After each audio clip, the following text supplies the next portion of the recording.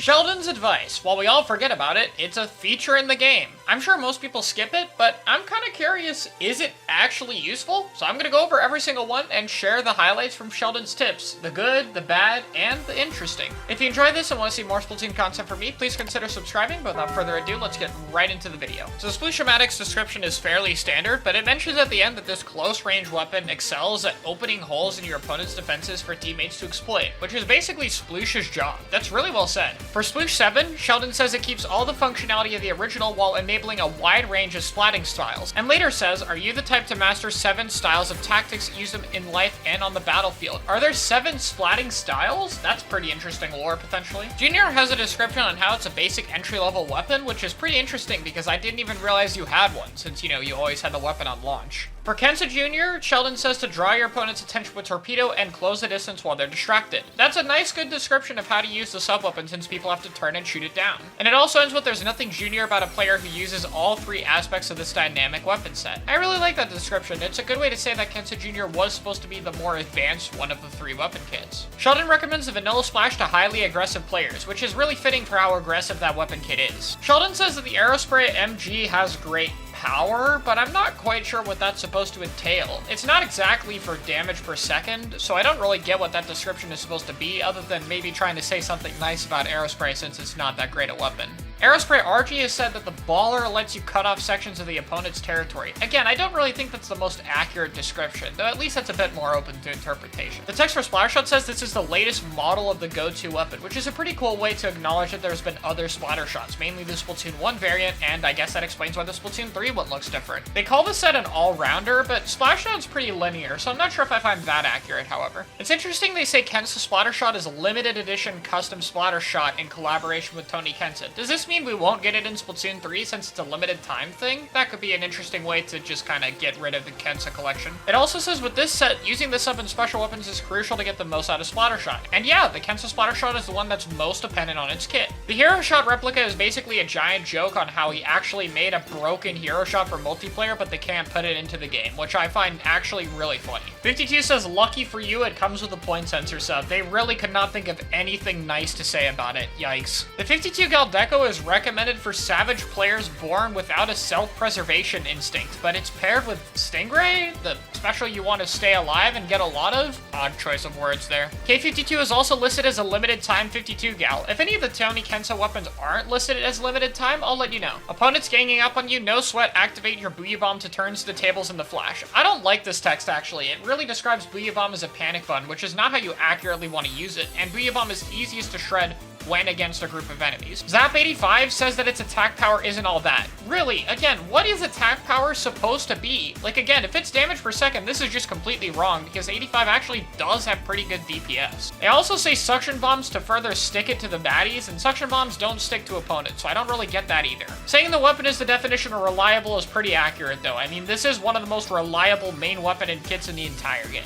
Anzap83 was listed to only be produced for a short time, but they brought it back. So Sheldon's picks are something that, well, I guess it's obvious Sheldon can control when they come back or not. So I think we will see a Splatoon 3 Sheldon's picks. If you value aggressive inking and a trip down memory lane, this set's for you. I don't really get the memory lane part. Splatoon 1 Anzap83 had Point Sensor and Kraken, which is a completely different kit and style than the one in this game. They also list Forge as not the easiest to use, which I think is weird to say. Splattershot Pros are kind of an entry-level weapon into mid-range, so I don't think this is accurate at all. Jet Squelcher is listed as having a boosted pump to give it range to rival charger weapons, which I mean, if you count like Bamboo and Swiffer and Gutsu for sure, but Charger and E-Liter? Not really. Custom Jet says you can lay down the splat on enemies that get too close with the included burst bombs, which is a nice way of hinting to players that burst bombs are to help with close range. The L3 Nozzle Nose is called easy to handle and great for the aggressive player who wants to attack with precision and hit baddies with the inkjet. They use the term baddies. I never really thought about that. Alright, Sheldon. Sheldon says unleash a triple blast to splat them before they know what hit them. Is that what a one burst is called in the Splatoon world? A triple blast? Not a fan. Hopefully it gets a better description in Splatoon 3. 3. Sheldon lists Squeezer as a new type of shooter with multiple firing modes, which I like. I hope we get more shooters with multiple firing modes, because it's a really cool concept we only got to see once. They really use this entire weapon description to describe how to fire with the weapon. Interesting. Also, bubbles are now described with blow up the front lines, which is very accurate to how often Squeezer players like to use the bubble combo.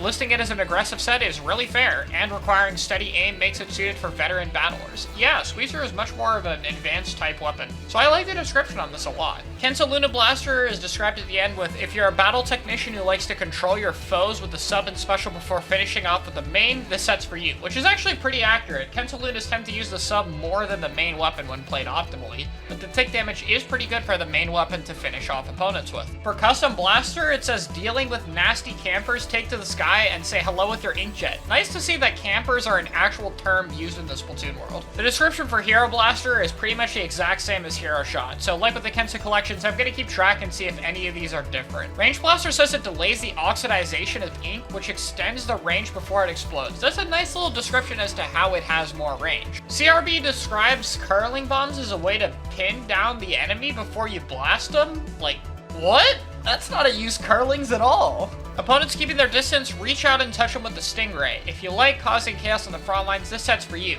Okay, this is V-Clash, but like, again, front lines and Stingray. This doesn't really go together. Flash Neo says it comes with curling bombs to close the distance quickly. Finally, we're describing curling bombs for what they're actually supposed to do. Kenta Rapid describes torpedo as a sub to get opponents looking at it. I really wish they would give a hint to just the torpedo combos, but oh well. The Splat Roller represents the roller class of weapons that excel in close combat and inking turf. Why inking turf? Hello? Sheldon, have you played your own weapons a little bit? The Dynamo Roller was designed using a power generator. That's pretty interesting. And it even has a motor. Nice. K-Dynamo's description says it's for battlefield divas who want all eyes on them. That's a really weird ending description. But alright. For Octobrush, Autobomb is described as allowing you to sweep areas you can't see, allowing you to push forward with confidence. Really good description for how Autobomb is supposed to be used on this weapon. Octo Nuvo is described as encouraging a more supportive playstyle. Let's go, Sheldon, you're nailing these Octobrushes. Since New Squiffer is Baller to be even more aggressive, they even describe it as made for ultra-aggressive players. Let's go! Sheldon likes Squiffers and is very accurate with them. The regular Splat Charger is listed as a great starting point for Charger Mastery. That's the kind of thing I wish they used for Splattershop Pro's description. Firefin is labeled as using a splash wall to maintain any position you want, which is really useful, and that's basically why Wall's so good with it. And Suction Bomb Launcher is used to make up for low inking capabilities. There you go! The scope descriptions are all very similar to the unscope, and a bit copy-paste. I don't really get why they have to have their own description other than clarifying what the scope is used for. Kinda hoping Splatoon 3 just makes the scope an interchangeable thing rather than list it as its own weapon, because it's kinda weird. Interestingly enough, E-Liter is described as having a more compact model to the original, which is cut into its range slightly. There's literally an in-universe explanation as to why E-Liter was nerfed, or I guess how they nerfed it. Inkstorm is described as exposing anyone who hides from you, and yeah, you can't shark in an Inkstorm, so that's accurate. Bamboo Mach 1 is a super cool description, saying that it's a tribute used by the legendary leader of a squid squad. Which, yep, there's Captain Cuttlefish. They also said I've used Bamboo in my version to remain faithful to the original design, but as a trade-off I can't store a charge hold. Was the original Bamboo able to hold a charge, or is this just a weird translation? Post-scripting Chara, I'm stupid. It's basically made to explain why Bamboo doesn't have a charge hold. Mach 3 is specifically based on the Mach 1 Bamboo. That's interesting? I'm not quite sure what that's supposed to mean, honestly. I like how they straight up say slosher type weapons could do things other weapons only wish they could, and describe it for being great at attacking elevated positions behind walls. It's a great way to describe bucket shrinks and what makes it so unique. Also, they use the term noobs here to describe it. A really odd choice of words, but alright. The machine is described as your basic, normal, everyday washing machine, except it fires twisting volleys of beautiful, messy ink. So yeah, I guess sloshing machines are a pretty common thing in the Splatoon world, even without water. I wonder how they work. Another case of drop the hammer on him with the splashdown special, but this time Ultra Stamp was a thing, so again, I really don't understand why they're using this terminology with it. Okay, Bloblobber's description. I'm gonna do this in one try. If I mess it up, I mess it up. After the Blob Law was passed, I created the Blob Lobber to lob lawful blob bombs. Read the whole story on my Blob Lobber, blob lob blob. Ahem. Yes, let's go! We did it! This set is a must for anyone looking to draw attention with bounding lawful blobs, while also reminding your opponents to take a bath. That's a reminder a lot of people need, honestly. I forget what the Explosher is based off of, but Sheldon actually says it's a repurposed industrial heater, which is what it is, so I guess I could have just looked at Sheldon to figure out what it was. Bubble Blower here is described as being used to cut off an escape route, which is actually a pretty good use for bubbles, so I like it. The Splowling's cannon power for Heavy's description will make other chargers jealous. Yeah, and I don't really think it does. Sorry, Heavy players. I thought Heavy Remix would describe how it uses the traditional look, you know, with the barrel on the side like that, but it actually doesn't. Missed opportunity. Bomb here is described to support the team though, so I'll give it a plus there. Splashdown on the V Hydra. This is described as something that you can use when your charge is done, which I mean, I guess that's at least somewhere I can see the devs making this kit from. I mean, it doesn't work, but at least it makes somewhat sense, I guess. Custom Hydra is recommended for those who value defensive offensiveness, which is pretty accurate to what Hydra is. I like that. Ballpoint has a description on how you can stop firing at any time to recharge. That's something that might be missed if you go from other Spallings to Ballpoint. So it's a pretty important thing to point out, honestly. Beacons here are described as creating an outpost for teammates. I really like that wording. They also describe Nod as having a stabilizer to keep your aim when jumping. Nod is the only Splowling to not have any jump RNG, and having an in-universe explanation as to why is really cool. Just a nice lore detail I really appreciate. Torpedo is finally described as not just a distraction tool, here being said to control the movements of your opponents. I guess I'll take it. Kensaduli has a description of rolling into enemy turf with the baller special and then dodge rolling afterward while you eliminate your foes. That's pretty cool of describing how you technically use rolls with the special and with the main weapon afterward, and a bit of why it has some good synergy. This is Gluga's description, but Inkjet is almost always described to pick off faraway opponents. Like, it's probably the most similar description out of any of the subs and specials, regardless of the weapon it's on. Kensaduli says Fizzy Bomb described as a way to provide paths into the opponent's turf, which I think is pretty cool and a nice way to show off that trail potential it has. Dually Squelchers does not reference the original Dual Squelcher. It just says that it's based off of Jet Squelcher. Dang, I kinda wish they referenced Dual Squelcher's existence a bit more.